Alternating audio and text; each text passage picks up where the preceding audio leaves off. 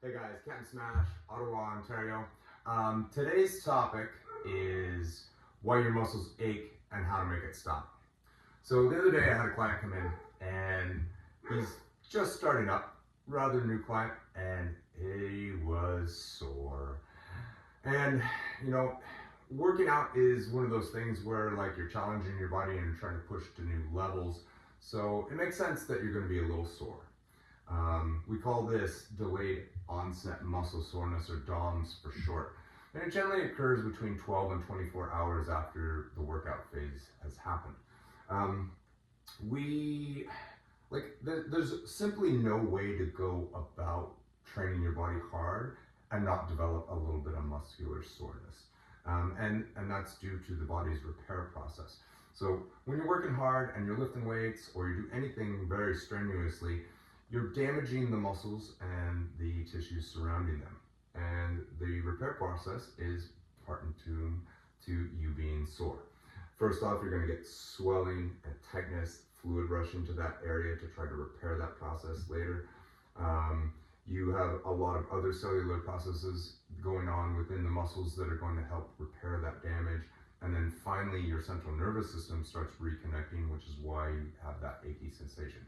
Now, the cure or fix-all for this may sound counterintuitive, and it's not rest.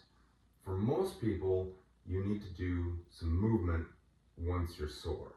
And now I'm not talking about doing another strenuous exercise per se, depending on your level. A lot of people can go, that have been working out for years, can train and train and train, and they don't have nearly as much muscle damage as the beginner is. So they're able to train with a little bit more frequency and a little bit more volume, and they can still recover from that. Basically, the body just gets more resilient to lifting weights and doing the hard things that we all need to do to stay fit and healthy. But if you're not used to that, then your training volume and intensity may need to be reduced at a certain point. Now, I like to say, for all my clients, I want them to be tender in the areas that we worked. So if we did some very serious chest press and some dumbbell flies, for example, both of those movements, one, you can have a lot of load, and then the other one has a lot of stretch. And generally with exercises that you have a lot of stress involved or stretch involved, you have a lot of muscle tearing and muscle damage associated with that. Also with eccentric contractions or lowering of the weight, if you're really focused on that, you're really going to get a large amount of muscle damage from that as well. So to get through that, you want to do some movement, some light movement, like walking or some biking. Doing a little bit of dynamic mobility and light stretching is also another great recovery tool when you're super sore. And more often than not, people will come in and they'll be like, "Oh my God, I'm so bound up." And well, what'd you do the day after? "Well, I didn't do anything. I sat around." I'm like, well, that is the wrong answer. So you want to do some light stuff to kind of ease those muscles back into their normal resting length, clear out some extra metabolite that may be left over from the workout, and then you're pretty much good to go. Get that blood flowing and pump those muscles a little bit, and it'll help alleviate some of that stress. Now, along with movement, stretching, and doing some light cardio, you may want to do some soft tissue exercises. So like some foam rolling is 100%, I live by foam rolling, and lacrosse ball mashing of certain tissues, and then stretching those tissues out to try to get them back to recover faster. So the final stage in that is, where's your nutrition at? So are you eating adequate amounts of protein to help assist with muscular repair? Are you having a little bit of carbohydrates and some necessary fats?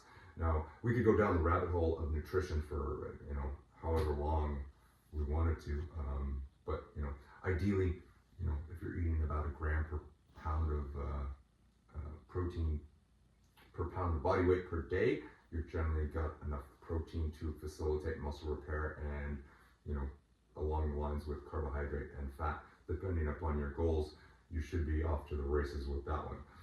Now, the final thing I will say is on hydration.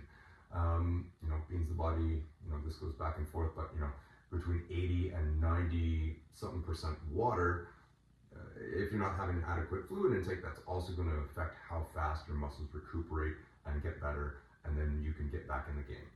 So final thoughts on why your muscles are aching and how to make it stop.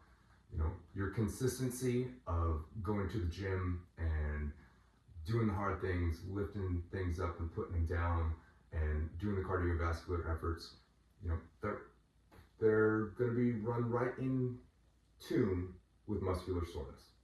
And so this is just something that you have to deal with, and you can lessen the severity of it by adjusting your load and volume and intensity. So by no means do you want to be sore for 7 days.